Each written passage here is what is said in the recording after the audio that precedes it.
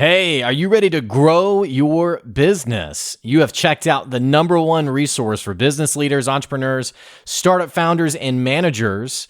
And we're going to teach you how to grow and scale your business with real actionable steps.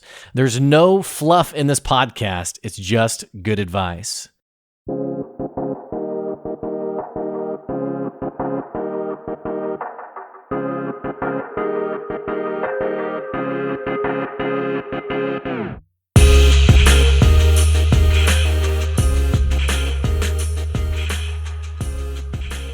All right. Hey, welcome back to another episode of the Good Advice Podcast. Wanted to talk today about pricing and really how the heck do you figure out how to price your stuff and sell more of your stuff? It's a bit of an awkward subject only because, two reasons. One, it's kind of hard to know really what to price your stuff as.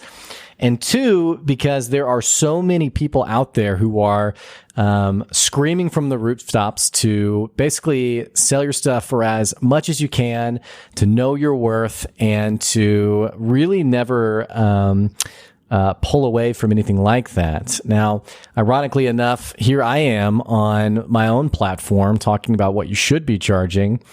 And at the end of the day, it's going to ultimately, the only thing that's going to matter is what your customers think and what your customers are willing to pay for your product. We'll talk more about that here in a little bit. Now, if you're a first-time listener to the podcast, first of all, welcome to the podcast. It's called the Good Advice Podcast because this is the place where there's really not a lot of fluff in this conversation. I don't really talk about theory or books or anything really of that sort of thing.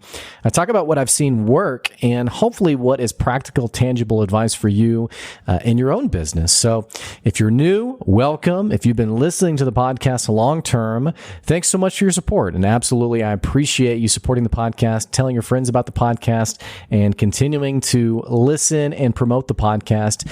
And also, if you are a Patreon, if you're at our website on the Patreon website, which is patreon.com/goodadvice, if you're supporting us there, I absolutely want to thank you as well for supporting the podcast in that way. So, having said that, this is an episode I've been meaning to put together. In fact, I actually recorded this episode last week, and you'd think that as someone who I'm coming up to almost 200 episodes of the podcast, which is just insane.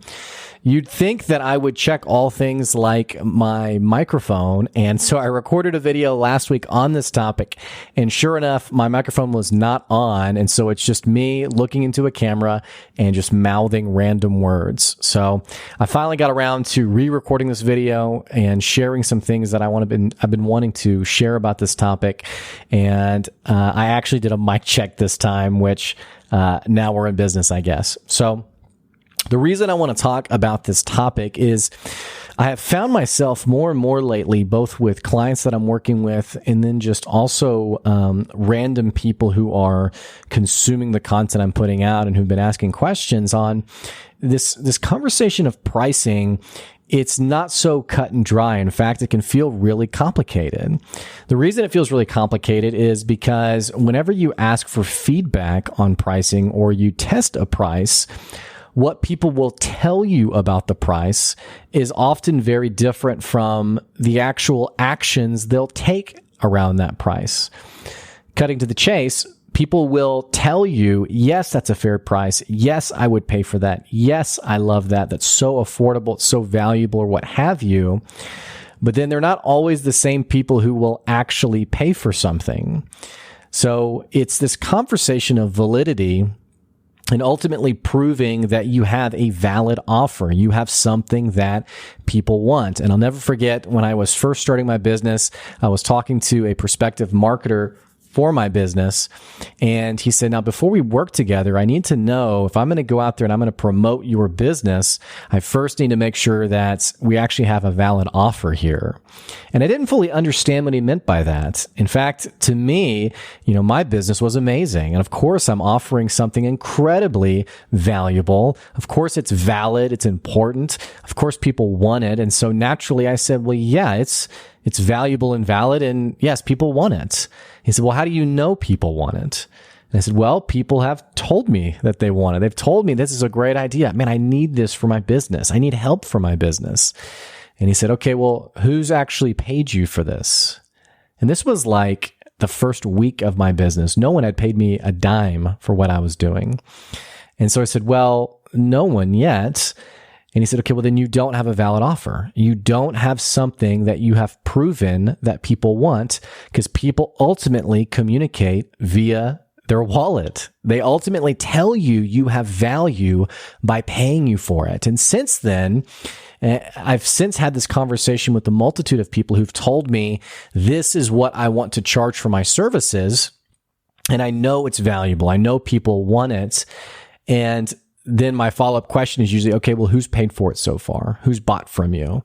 Who's actually taken out their wallet and said, yes, that is valuable? Now, this conversation can get really complicated because it takes understanding who your target market is. Not all customers are created equal. And it doesn't mean that not everyone is a valuable person. They are, but not everyone is your customer. So a great way to think of this is I was talking to a gentleman who came on the podcast a couple of weeks ago, and he runs BuddyRest.com. It's this multi-million-dollar pet supply business. And whenever he was starting his business, he had his dog, his lab, who the vet had basically said, hey, I don't know how long your lab's going to make it. His joints hurt. He's looking pretty rough. And at the time, this gentleman was working at a mattress store. And he had this thought of, man, we put so much time and innovation and energy into creating the essentially healthiest, most comfortable mattress. Why don't we do the same thing for dogs? For dogs that are essentially really important to us and our families. And so he created BuddyRest. Well, he kind of put together this mattress idea, and he took it out to show people, and people started telling him no one's ever going to pay for that, especially your price tag, which at the time was $700, $800, $900 for a pet bed. They looked at him like he was crazy. They were like, who's ever going to pay for that? Well, we were talking, and I was asking him, so like, how did you create this business that has become so massive and it's so well known? And he said, well, I had to learn not to listen to those people and listen to the right people. See, it's all about knowing who your customers are. So your customer, if you're selling a high-priced doggy bed, you probably aren't selling to someone who never takes their dogs on walks, doesn't ever really think about their dog, doesn't ever really play with their dog. You're probably selling to the person who really feels like their dog is part of the family. Whenever my Christmas tree goes up, one of the ornaments that goes up is a professional photo of my dog. That's because my dog's really important to me. I care about my dog. I used to joke before I had an actual daughter. I used to joke that we had one kid and it was my dog. And that is how serious we took our pet. So for us, because our dog's health is so important to us, we are more keen on the idea of a $700 doggy bed. Doesn't mean we're necessarily going to buy it, but we're at least closer to buying than the person who doesn't really care much about their pet. So knowing your customer is really important, because if you're always getting feedback from people who aren't your buyer, it's going to cause you to price your stuff wrongly. A great way to understand this is before I started Good Advice, I was working in the corporate coaching space. So I was an executive coach. I was an executive, a large group facilitator. So I was working with large corporations, and we were charging a lot of money, 5 and sometimes even 6 figures, for some of the largest projects we did over the years that I was there. So we're charging what can essentially be called a corporate rate. And when I started Good Advice and I found myself working with smaller businesses, there was a bit of a tension there. Now, corporations that I continue to work with and continue to do leadership and management coaching with, there really wasn't much of a rub when it came to this is what the price is.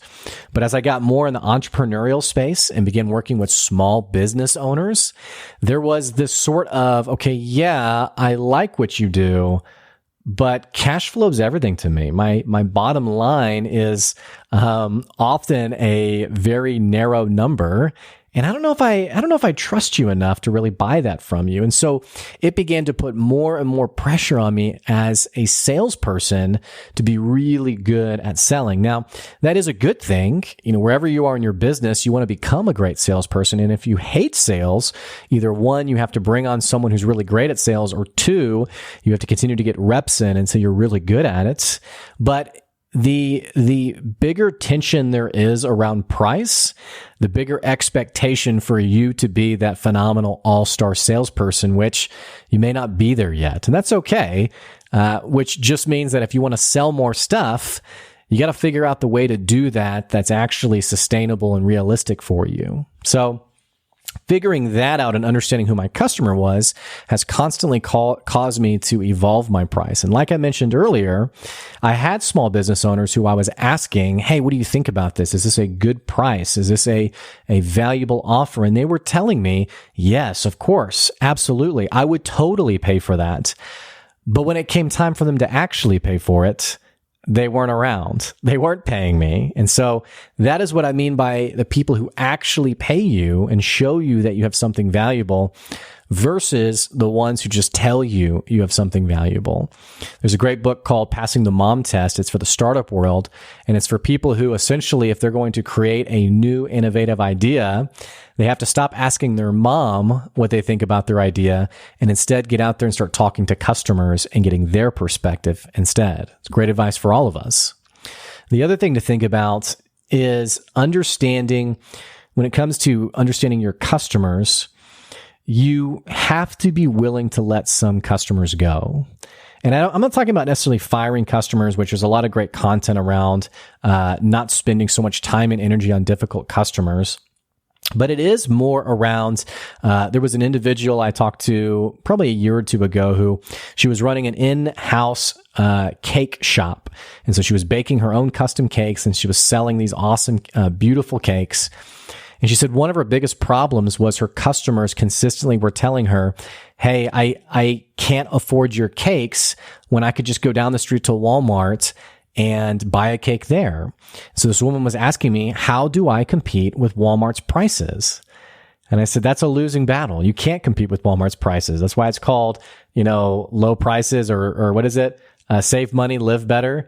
So they're all about lower prices. You're never going to compete with them. But the issue isn't spending time and energy on how do I lower my prices? The issue is understanding who your customer is and who your customer is not. And so that person who only wants to go pick up the latest cake that they can get for some random occasion, they're probably not your customer. And you really shouldn't lose sleep over them not working with you. See, the kind of person who wants to buy an artisan design cake, a custom made cake from someone who is clearly gifted and talented and puts so much passion and energy into their cakes, that is someone who is your target customer. That's someone who you're thinking, okay, how do I find that person and get them to buy from me? Because chances are they're going to pay more for that. Thinking more about this, let's say you understand your customer, you have to also understand that there's a concept of, even with, it's almost like everyone always wants the highest paying customers. And it's not so easy as I'm just going to go out and get the highest paying customers. It's understanding that your product has an inherent value to it. And until you're able to communicate that value, the market typically isn't going to naturally see that value. So more importantly, on this subject, it means that you can't just slap the highest price on your product and think, okay, this will attract high price buyers. This will communicate value to people and make them think that, oh, I need to buy from this person because it's the nicer product. Now, there is a lot of pricing philosophy on how high prices communicate quality. But without any kind of brand or brand strength, it's really challenging to just slap a price on and expect people to buy from you. It's also understanding that your customers have to trust you and they have to see some sort of inherent value in you before they buy from you. And that's where good marketing comes into place. That's where building relationships come into place. That's where great referrals come into place. There's been times where I've sent proposals to people and I've always included a review or a headshot of one of my customers and something that they said about me. These are all things that I'm hoping to communicate value to people so they know that they can ultimately trust me. That is infinitely more valuable to you than getting in front of people and just it kind of feels like on social media, we're all talking about, know your worth and charge what you're worth and charge more and raise your prices. And it's not a bad concept. I mean, there are people out there who are charging way too little, and they don't have nearly the confidence they need to have to be serving their customers in their industry. But if you understand this, if you think this out a little bit, we can't all just raise our prices and expect us all to make money. There's a little bit more to it than that. And it is this concept of building relationships, building trust, and ultimately thinking about how do I communicate value without forcing someone to buy from me. And this is where we get in the conversation of the sales world of leading with value, which a lot of people don't understand this. I had a gentleman who reached out to me who was cold selling me via DM. And he said, Blake, I want to lead with value today. And that's why I want you to buy my ebook on whatever topic it was. And I kind of chuckled at the irony of this because I thought you're not really leading with value. You're leading with the sale. Leading with value is, in my world, I'm helping business owners grow their businesses. And so in the first conversations, I'm already doing what I do in a paid conversation. I'm telling them, hey, you should think about this. And have you tried this? And well, I wouldn't worry about that. Instead, I would do this. And so I'm actually giving them the value of the services so that when it comes time for them to buy from me, it's a no-brainer. I'm getting more of what I've already seen as valuable. So pricing is a little awkward. It's a little challenging. You can't always get direct answers and direct feedback on your pricing, which is why it's always worth it to continue to test and figure it out. And if you're stressing a little bit about what exactly do I price, that's okay. A lot of us are in the same boat, frankly. So keep at it, keep working on it. And thanks for listening to me today. That is our good advice, and I'll catch you later. See ya.